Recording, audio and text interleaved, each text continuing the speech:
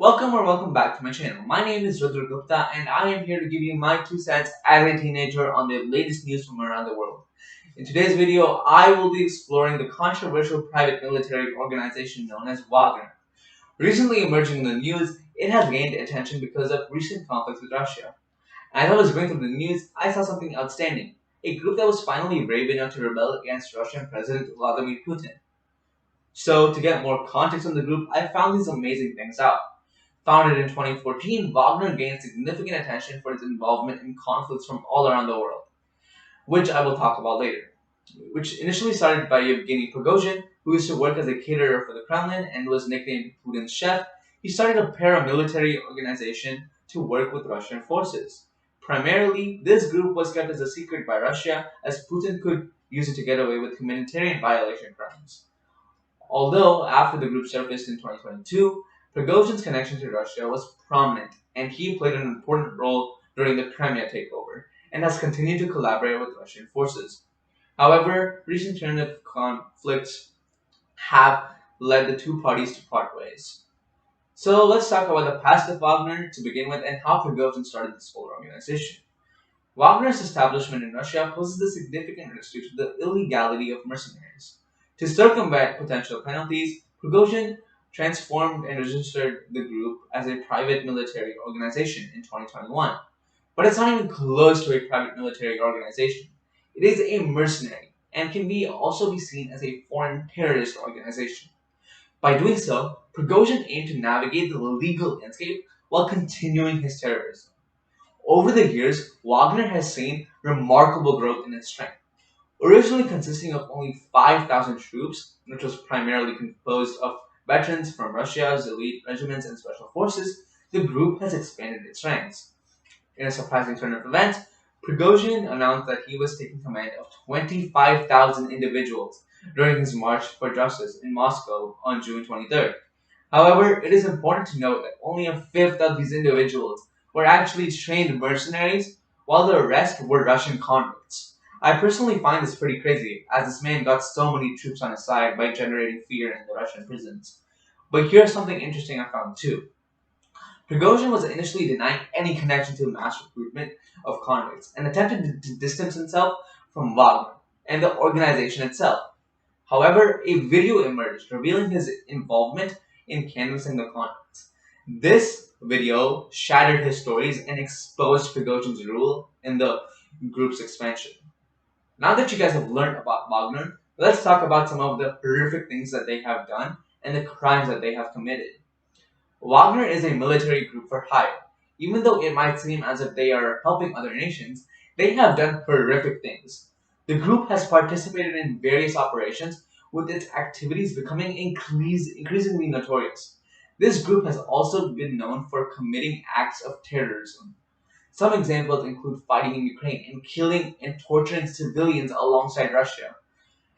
Other horrifying acts, such as the mass massacre of civilians in Bucha in March 2022, and the horrifying rape and murder in the Central African Republic. I think all these horrific acts should have led the group to be shut down by the UN immediately, as they were assaulting innocent civilians from these nations. Wagner also has had previous experience in Syria, where they fought during the Syrian civil war to protect the Assad regime, where they were committing war crimes while doing so. They fought alongside Russia and fought against the United States and other nations. In this context, it became known that Wagner likes to take portions of the country's natural resources and send them back to the Kremlin. They also did this in the CAR, where they looted rare minerals for their own personal gain. So, now that we have talked about the bad of the group, let's discuss how this whole mess with Russia started in the first place. Wagner's close relationship with Russia cannot be understated. The group has helped Russia with conflicts around the world. However, recent developments have strained the ties between Wagner and the Russian government, leading them to separate paths. Wagner started these disputes for a few reasons. First, it felt like it was not getting the support it needed. Second, Russia made an attempt to make Prigozhin sign a contract so that Russia could control Wagner, and this also made Prigozhin mad. And lastly, Prigozhin said top Russian defense officials had bombed Wagner troops in Ukraine. He also repeatedly accused the defense minister, Sergei Shugo, and the head of armed forces, Valery Garsamov, both of incompetence, of not doing a good job in Ukraine. And he thought that the orders that were given were not good enough. On top of this, Shugo ordered 2,000 Wagner troops' bodies to be hidden in a morgue in southern Russia. And at first, when Wagner was going to rebel against the Russian forces, they just wanted to simply protest in front of the Kremlin to call for the resignation of these military officials. But when they approached the guards at the Kremlin, and when the Kremlin guards saw them as a threat and started shooting at Wagner troops. This led to Prigozhin to unleash his attacks on the Kremlin too. Wagner's retaliation against Russia shows how strong this group can be, as it went up against one of the strongest militaries in the world to counter the over-authoritarian Russian government by calling for the resignations for military officials because of their mistakes in Ukraine. Even though I fully don't support the reasons of why they did this, such as not doing a good job in Ukraine, I think that this can be seen as a good thing because Putin was legitimately scared because of the strength of this group and literally went into hiding. Ultimately, Prigozhin calmed down and retreated from negotiations with the Kremlin, mediated by Belarusian leader Alexander Lukashenko. To stop the force, Russia made a deal with Wagner and let fighters join Russia's regular army or go into exile to Belarus alongside Prigozhin. Since Prigozhin's exile, his status and location have remained a mystery, and Wagner has now been separated from the Russian government. It remains uncertain how Wagner's separation from the Russian government will shape its operations moving forward, whether it's good or bad.